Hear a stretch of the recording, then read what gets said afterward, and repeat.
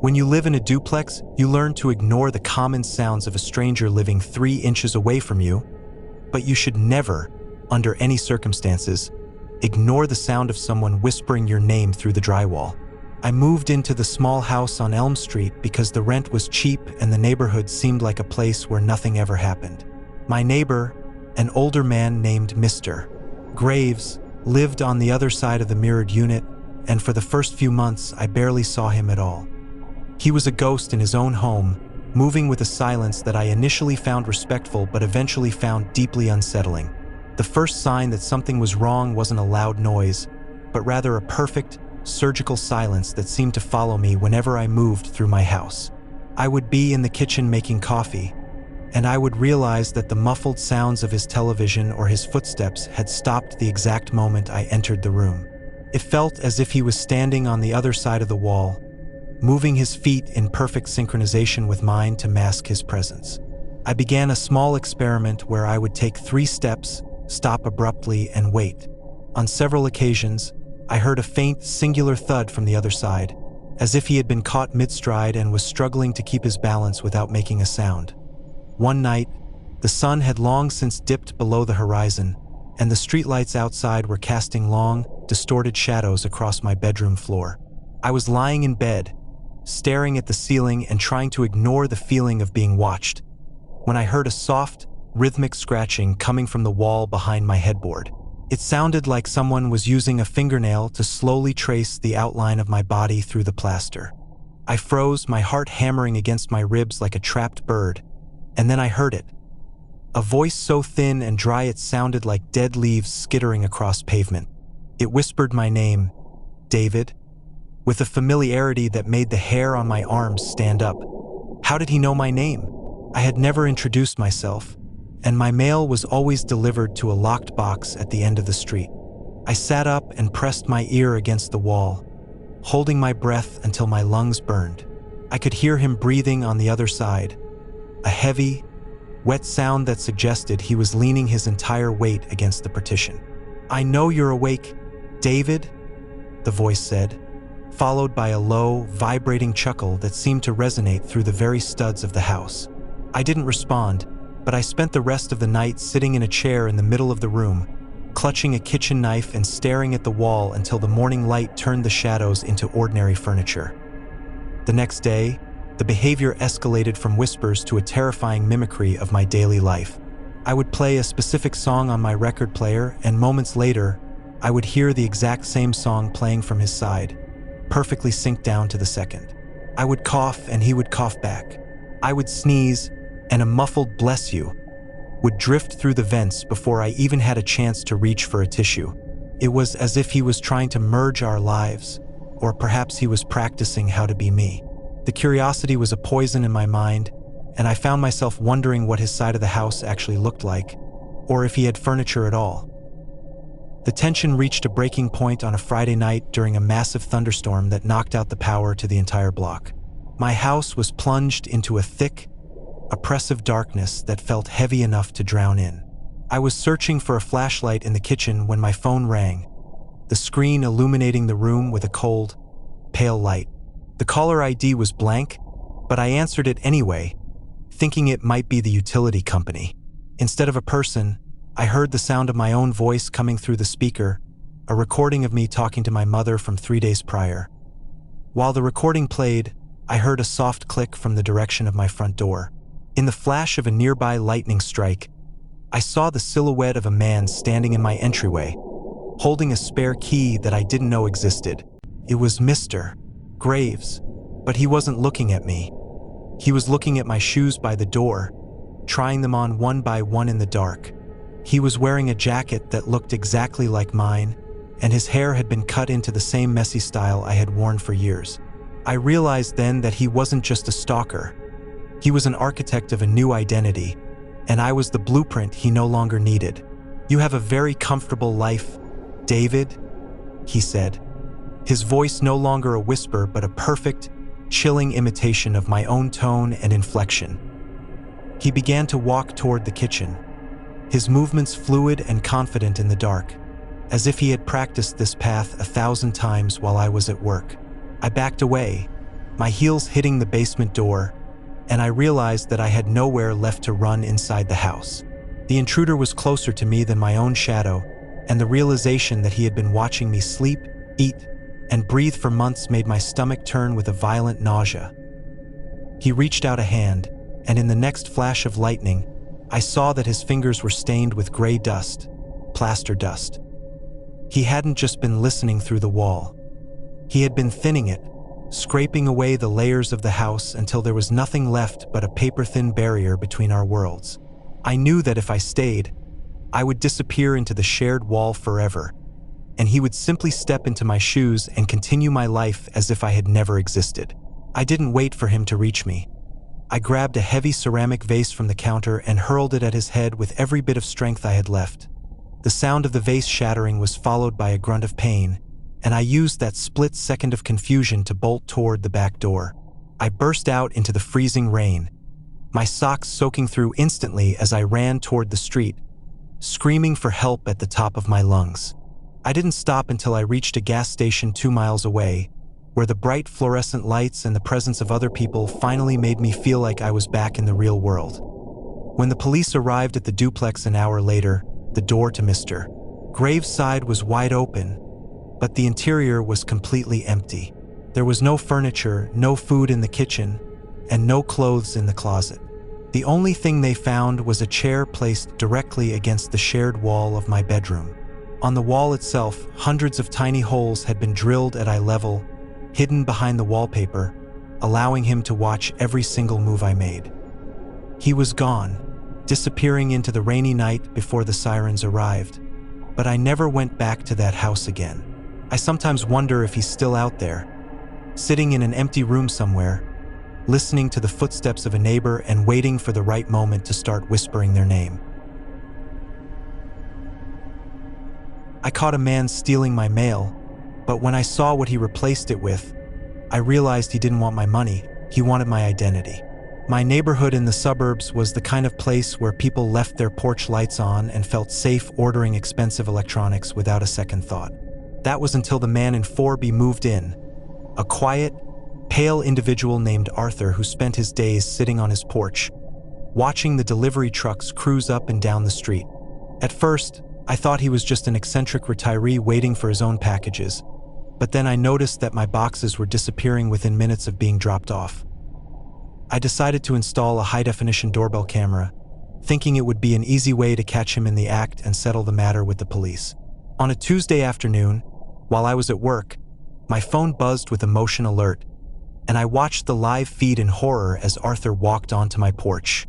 He didn't just take the box. He knelt down and placed a different, identical box in its place, taped shut with the exact same brand of packing tape I used.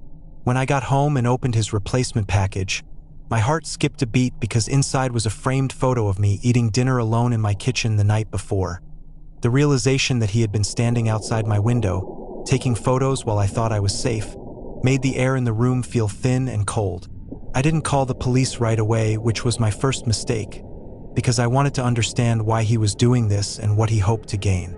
I began to watch him back, peering through my blinds at night to see what he was doing in his garage, which was always illuminated by a harsh, flickering fluorescent light. I saw him through the dusty windows, surrounded by piles of clothes that looked hauntingly familiar, until I realized they were items I had lost over the past few months. He wasn't just stealing my mail, he was stealing my life piece by piece, collecting my discarded receipts, my old magazines, and even the clothes from my drying rack. One night, the tension became unbearable when I saw him walking toward my house wearing a jacket I had thrown in the trash because of a broken zipper.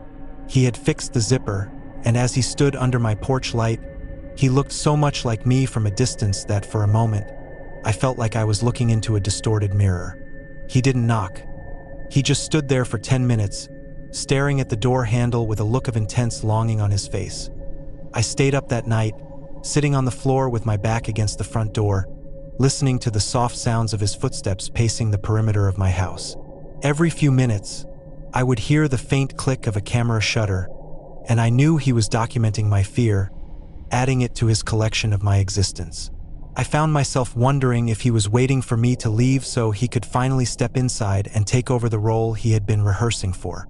The curiosity of what he had done with the rest of my stolen property finally outweighed my fear, and I decided that I needed to see the inside of his house while he was out on his morning walk. The following morning, I waited until I saw Arthur disappear around the corner of the block before I crossed the lawn and tested his side door. To my surprise, it was unlocked, as if he wanted me to find what he had been building inside that silent, gray house. The interior smelled of old paper and stale air, and every surface was covered in categorized folders containing every piece of mail I had ever received since I moved in. But the most terrifying part was the living room, where he had recreated my own living room down to the smallest detail, using furniture he had clearly bought to match mine. I stood in the center of the room, feeling a sense of vertigo as I looked at a replica of my bookshelf, my rug, and even the specific arrangement of cushions on my sofa. It was a stage set, and I was the character he was studying to play, but the script ended with my disappearance. I noticed a laptop open on the coffee table, and when I touched the trackpad, the screen flickered to life, showing a live video feed of my own front door. He wasn't just watching me from the street. He had hidden cameras inside my house that I had never noticed. Just as I was about to record the evidence on my phone, I heard the sound of the front door opening and the heavy, rhythmic thud of Arthur's boots on the hardwood floor. I realized he hadn't gone for a walk at all.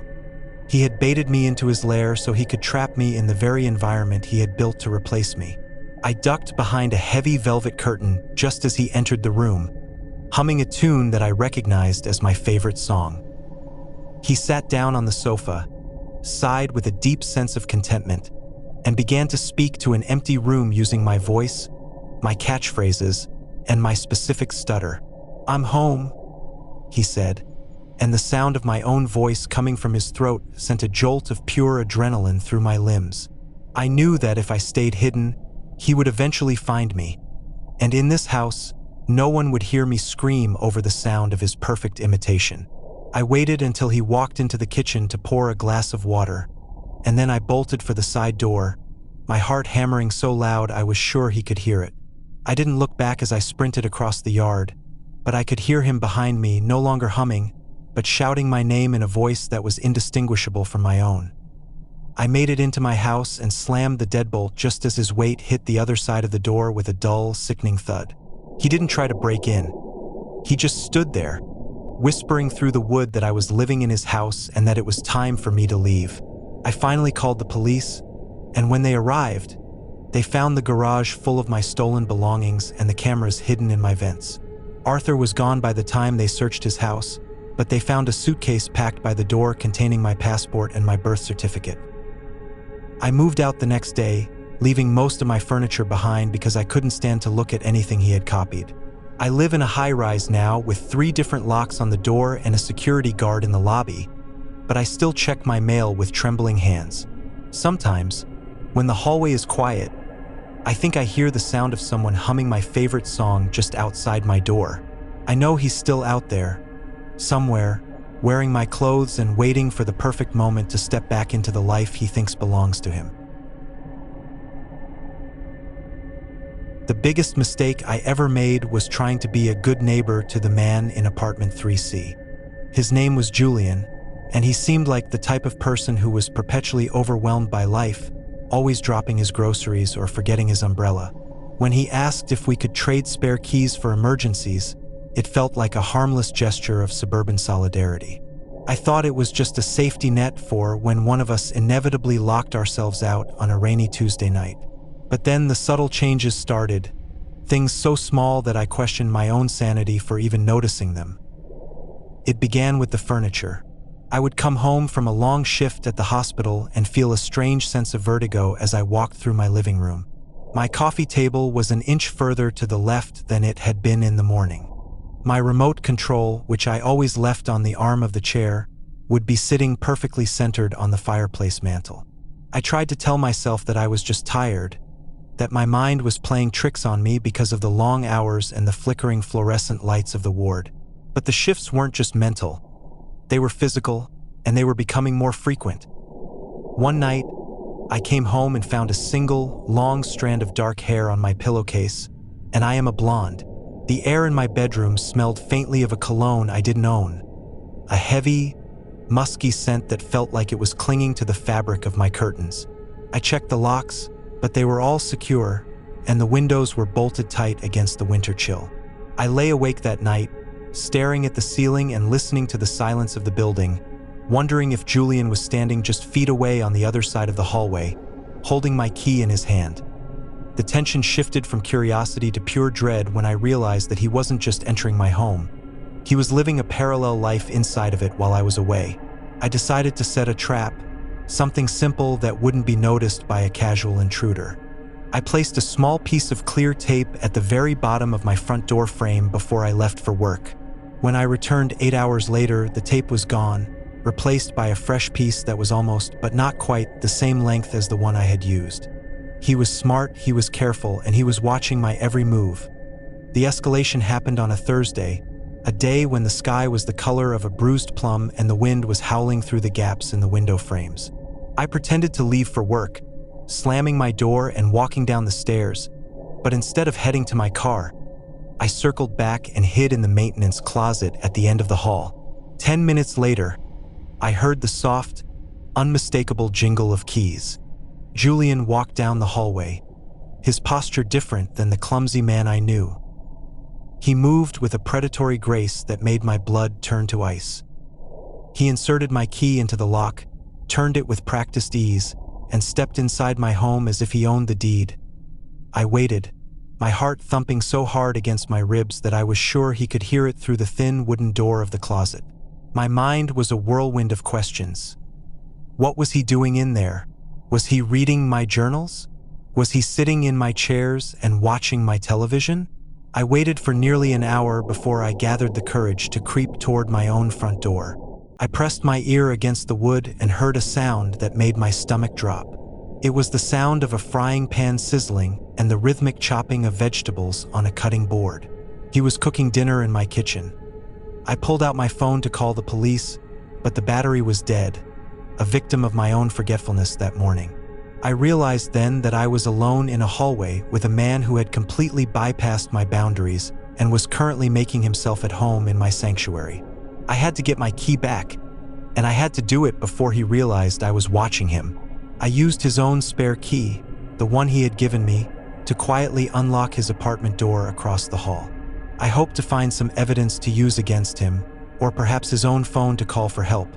What I found inside his apartment was far worse than a simple invasion of privacy.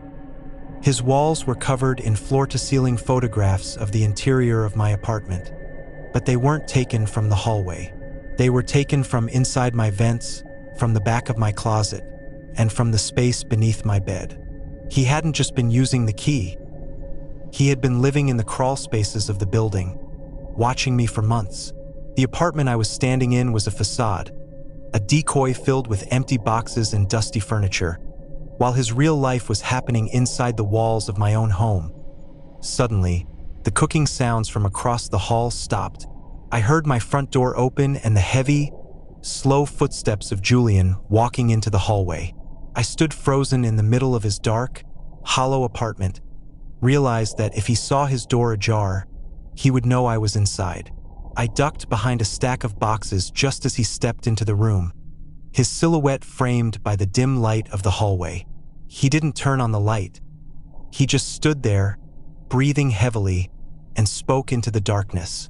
"I know you're in here, Sarah," he said, his voice dropping the shy, stuttering tone he used in public. "You shouldn't have looked. We had such a good thing going." He began to walk toward the boxes, his hand trailing along the wall where the photos of my bedroom were pinned. I knew that if I stayed, I was trapped in a room with no exit other than the one he was blocking. My eyes darted around the room until I saw a heavy metal flashlight sitting on a crate near my feet. As he reached for the box I was hiding behind, I stood up and swung the flashlight with every ounce of terror-fueled strength I possessed. It caught him squarely in the shoulder, sending him stumbling back toward the hallway. I didn't wait to see if he was down. I sprinted past him, my feet barely touching the carpet as I bolted for the stairs. I could hear him behind me, his footsteps heavy and uneven as he snarled my name. I burst through the lobby doors and into the street, flagging down a passing patrol car that happened to be turning the corner. The police found him hiding in the ventilation shaft above my shower, a space he had outfitted with a sleeping bag and a small monitor that was connected to a camera hidden in my smoke detector. He had been inches away from me every time I brushed my teeth or slept. They found a collection of my missing items tucked away in the insulation, including a spare set of my car keys he had copied. Julian was arrested and charged with stalking and multiple counts of breaking and entering, but the psychological damage was already done.